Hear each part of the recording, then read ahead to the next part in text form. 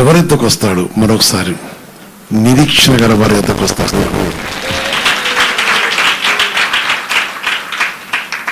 ఆలోచించు, నిరీక్షణ గల వారి ఎత్తుకు వస్తాడు.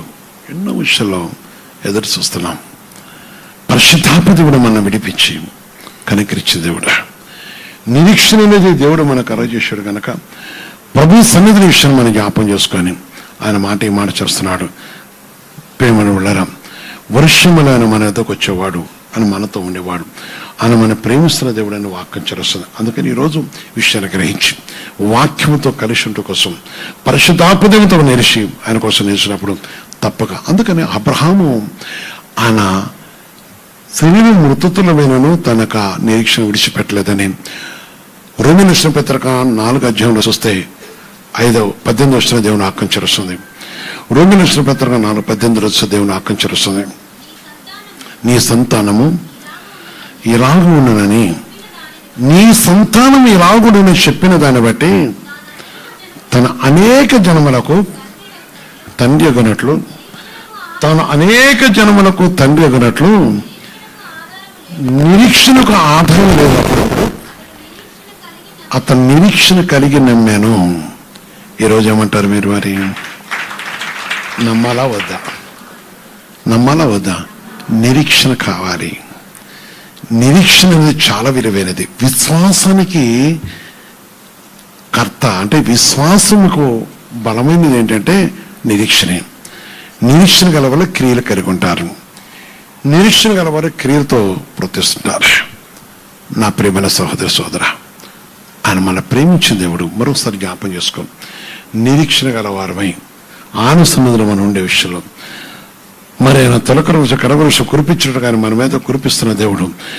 ఆయన పరిశుద్ధమైన మాటను బట్టి మన హృదయంలో ఈ విధంగా జ్ఞాపం చేసుకున్నప్పుడు దేవుడు ఆశ్రయించడానికి ఇష్టపడుతున్నాడు కనుక మరి వాక్యమైన దేవుడితో కలిసి ఆయన పరిశుద్ధ నామని మాట్లాడడం 5:3 చూస్తే దేవుడు వాక్యం చేస్తుంది. 5:3 కూడా అంతేకాదు, శ్రమ ఓర్పు పరీక్షను, పరీక్ష నిరీక్షణను కలుగజేయనని వెరిగి ఏదైనా 5:3 అక్కడ మాట్లాడటం. ఎందుకనగా ఈ నిరీక్షణ మన సిగ్గుపరచదు.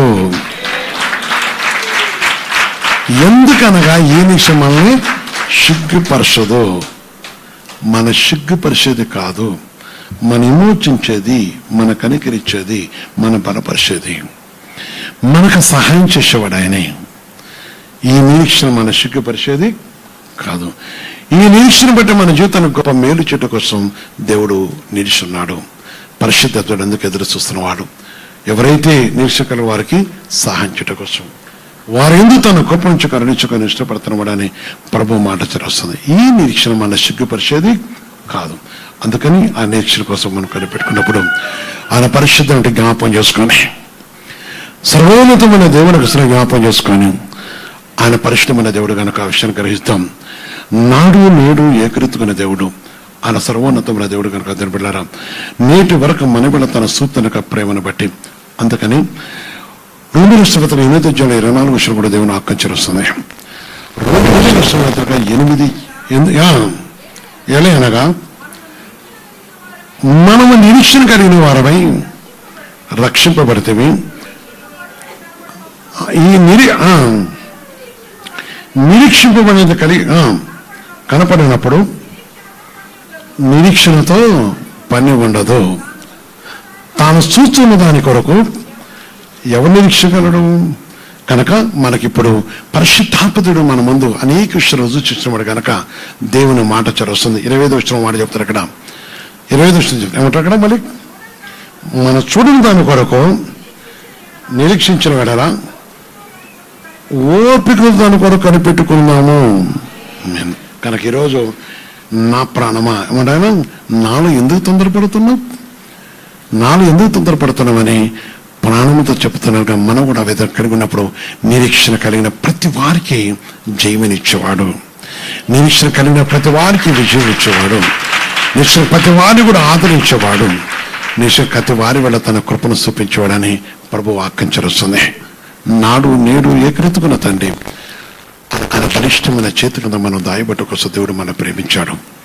ఆయన కృపయు కనికరం మనతో ఉన్నది కనుక, ఆయన కనికరమున కటాక్షం మన మధ్య ఉంచిన దేవుడు కనుక, ప్రియమైన సహోదరి సోదర విషయాన్ని గ్రహించి మరి సమయంలో నిరీక్షణ గలవారు ప్రభును కలుసుకుందాం. తప్పక నీ వెడల తన కార్యం చేసేవాడు, నేను కరుణించి కటాక్షించేవాడు, నీకు సహాయం చేయడం కొన్నాడు. మోకరించి ప్రార్థన చేద్దాం. జీవన దేవుని యొక్క సన్నిధిలో తర్వాత దేవుని యొక్క సన్నిధుల విషయం మనం జ్ఞాపం చేసుకొని పరిశుద్ధాత్మ దేవుని మోకరించి ప్రభుని అడుగుదాం. యేసయ్యను అడుగు.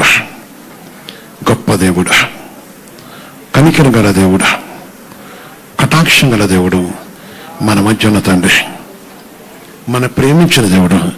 యేసయ్యను అడుగు. యేసయ్యా, యేసయ్యా, నేను పాపిని ప్రభు, పలుసార్లు నిరీక్షణ కోల్పోయిన పాపిని, నా ప్రాణము నాలో తొందరపట్ట దాన్ని బట్టి అనేక సార్లు నీ ఆత్మను నిందించాను, అనేక సార్లు నీ ఆత్మకు విరోధంగా ప్రవర్తించాను, అనేక సార్లు నీ ఆత్మకు విరోధంగా నడిచిన పాపినయ్యా అనుకో. నిరీక్షణ కలిగిన బిడ్డలారా సిగ్గుపరిచేవాడు కాదు, నిరీక్షణ కలిగిన వారిలో సిగ్గుపరిచేవాడు కాదు. ఆయన మనం కరుణించడానికి ఇష్టపడుతున్నవాడు. యేసయ్యను అడుగు. యేసయ్యను అడుగు. ఆయన పరిశుద్ధమైన దేవుడు. పరలోక దేవుని అడిగినప్పుడు ఇదిగో తప్పక నీ కార్యం సఫలం చేయడం కోసం ఇదిగో నీ ప్రాణము తొందరపడే విషయాన్ని ఒక్కసారి నిదానించి పరీక్షించుకునే ప్రభుని అడుగు. యేసయ్యా అని అడుగు. యేసయ్యా, నా యేసు నేను పాపిని, యేసయ్యా నన్ను కనికరించేస్తాయని అడుగు, నన్ను కటాక్షించేస్తాయని అడుగు, నాపై నీ కృప దయచేస్తాయని అడుగు. అయ్యో నేను పాపిని, నన్ను బతికించినేస్తాయా. ఆమేన్. ప్రభునుడు. ప్రభు ఒకవేళ దేని కోసం నువ్వు కనిపెట్టుకొని చూస్తున్నావో, ఏ విషయంలో నువ్వు దేవుని దగ్గర ఇప్పుడు వెతుకుతున్నావో, ఏ విషయంలో నువ్వు కనిపెట్టుకుని అడుగుతున్నావో, నీ కార్యం చేయకున్నాడు కనుక యేసయ్యా అని అడుగు. యేసయ్యా అని అడుగు. యేసూ, నా యేసూ, నా యేసయ్యా నన్ను దాటిపోకేస్తాయని అడుగు, నన్ను కనికరించేస్తాయని అడుగు, నన్ను కరుణించేస్తాయని అడుగు. పరిశుద్ధమైన దేవుడి విషయం జ్ఞాపం చేసుకుని అడుగు. ఆమేన్. ప్రభా, నేను పాపిని, అవును, ఆలోచన కూడా లేక అనేక సార్లు ప్రభుతో నేను కుంగిపోయి ఉన్నాను, నన్ను లేవనెత్తేస్తాయని అడుగు. కన్నీరు చూస్తున్న దేవుడమ్మా, నీ హృదయమును చూస్తున్నవాడమ్మా, నిన్ను దాటిపోడాయన, నిన్ను కరుణించే దేవుడు. ఆయన కరుణించి కటాక్ష ఇష్టపడుతున్నవాడు. నీ ప్రేమ నా నుండి పోనీయకో, నీ ప్రేమలో నన్ను దాయుము, నీ ప్రేమ నా నుండి పోనీయకో, నీ ప్రేమలో నన్ను దాయుము.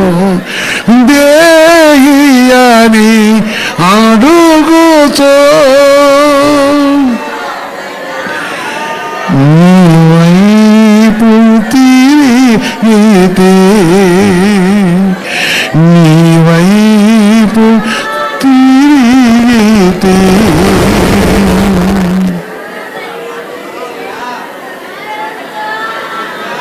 యేసయ్యా, యేసయ్యా, నా యేసు,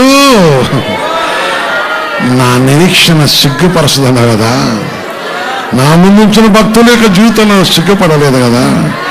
ఇవో ప్రభు, ఈ సమయంలో సంఘమన్నది కటాక్షి నిలిపిన దేవుడే కదా. నన్ను దాటిపోయే దేవుడు కాదని అడుగుతున్నాను, నన్ను కనికరించే యేసయ్యమని అడుగుతున్నాను.